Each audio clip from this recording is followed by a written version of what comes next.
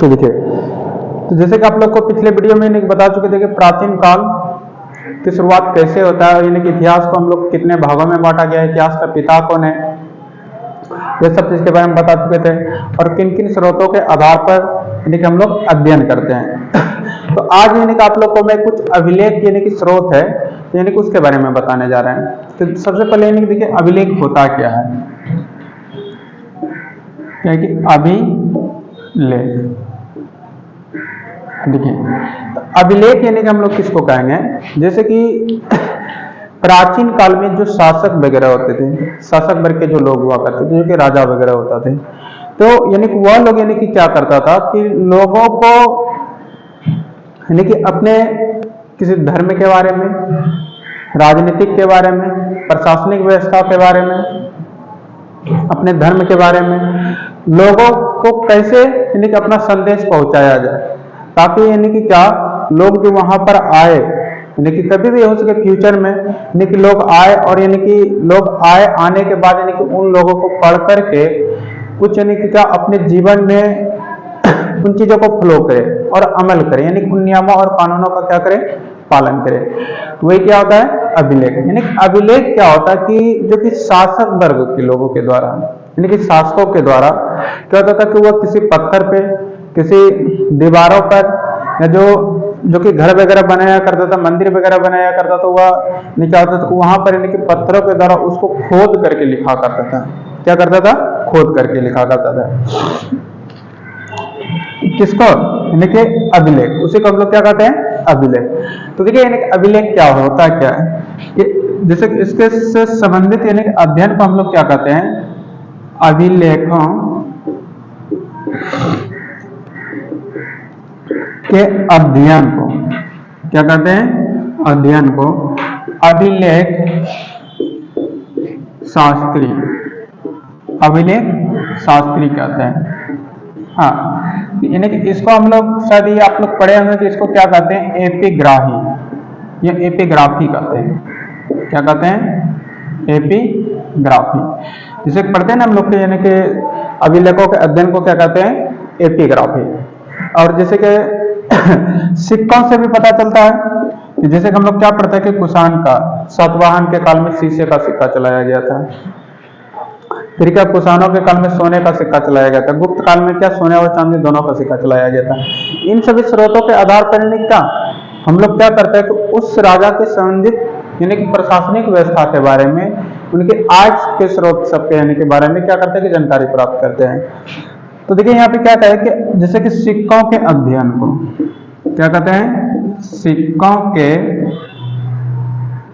अध्ययन को क्या कहते हैं, न्यूमेस्मेटिक, न्यूमेस्मेटिक क्या कहते हैं, न्यूमेस्मेटिक कहते हैं। यानी सिक्कों के अध्ययन को क्या कहते हैं, न्यूमेस्मेटिक। तो यह यानी हम लोग किसमें पढ़ते हैं कि प्राचीन इतिहास में, किसमें पढ़ते हैं, प्राचीन इतिहास में।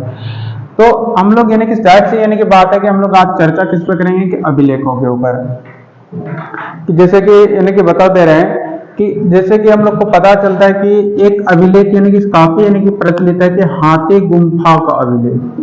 क्या है, हाथी गुम्फा का अभिलेख। देखिए क्या पढ़ते हैं कि हाथी गुम्फा का अभिलेख।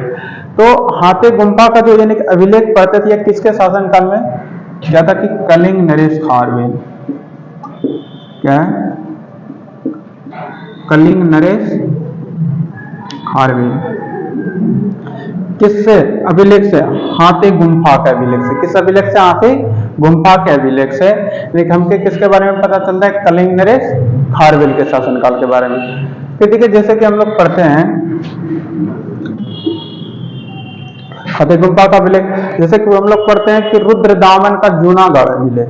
क्या पढ़ते हैं, रुद्रदामन का जूनागढ़, जिसे कि क्या होता है, जूनागढ़ का अभिलेख। जूनागढ़ का अभिलेख। देखिए जूनागढ़ का अभिलेख इसको यानी किसके शासनकाल के बारे में पता चलते हैं, रुद्रदामन। किसके शासनकाल के बारे में पता चलते हैं, रुद्रदामन। जो कि यानी कि रुद्रदामन के जूनागढ़ अभिलेख से यानी कि पता चलता है क्या कि हम लोग यानी कि क्या किए इसने यानी क्या कहते हैं बांधों का भी निर्माण कराया गया था। किसका? बांधों का भी निर्माण कराया गया था। फिर देखिए उसके बाद यानी कि हम लोग को पता चलता है नासिक का अभिलेख। कौन? नासिक का अभिलेख। तो नासिक का अभिलेख क्या होगा? नासिक का अभिलेख। तो देखिए नासिक का अभिलेख जिसे कि क्या कहते हैं, इससे संबंधित यानी कि इस अभिलेख से संबंधित जो शासक थे गौतमी बल्लभ श्री। कौन थे? गौतमी बल्लभ श्री। किस अभिलेख से? नासिक अभिलेख से। फिर क्या जैसे कि क्या आता है कि प्रयाग प्रशस्ति का अभिलेख। प्रयाग प्रशस्ति का अभिलेख। प्रयाग प्रशस्ति का अभिलेख।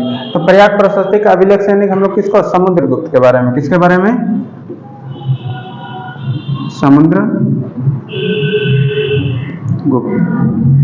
समुद्रगुप्त है ना, जिसको हम लोग क्या कहते हैं भारत का नेपोलियन। समुद्रगुप्त को यानी कि क्या कहते हैं कि यानी कि इनके सिक्कों पर यानी कि बिना बजाते हुए तो कहते हैं कि ये बिना वादक प्रेमी भी थे। कौन थे? समुद्रगुप्त। अब देखिए यानी कि उसके बाद यानी क्या आता है जैसे कि मंदसौर का अभिलेख। क्या आता है? मंदसौर का अभिलेख।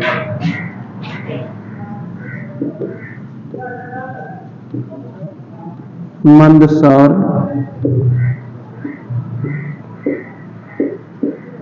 का अभिलेख। क्या कि मंदसौर का अभिलेख। जैसे कि मालवा नरेश यशोवर्मन। क्या कि मालवा नरेश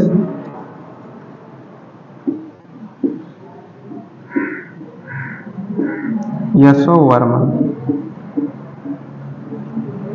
देखिए क्या कि मालवा नरेश क्या के ये मंदसौर का अभिलेख क्या है कि मालवा नरेश यशोवर्मन। फिर जैसे कि क्या होता है एक और यानी कि अभिलेख आता है ऐहोल का अभिलेख। ऐहोल अभिलेख। क्या है कि ऐहोल अभिलेख। ये क्या था? पुलिकेशिन द्वितीय। क्या था? पुलिकेशिन द्वितीय। क्या था? पुलिकेशिन द्वितीय। फिर जैसे क्या था कि देवपाड़ा का अभिलेख। विजय से देवपाड़ा का अभिलेख। देवपाड़ा का अभिलेख। क्या था? विजय सेन। क्या था? विजय सेन। यानी देवपाड़ा का अभिलेख क्या था? विजय सेन। जैसे कि क्या था कि ग्वालियर का अभिलेख भोज प्रतिहार। ग्वालियर का अभिलेख क्या होता है? भोज प्रतिहार। क्या था? भोज प्रतिहार। तो देखिए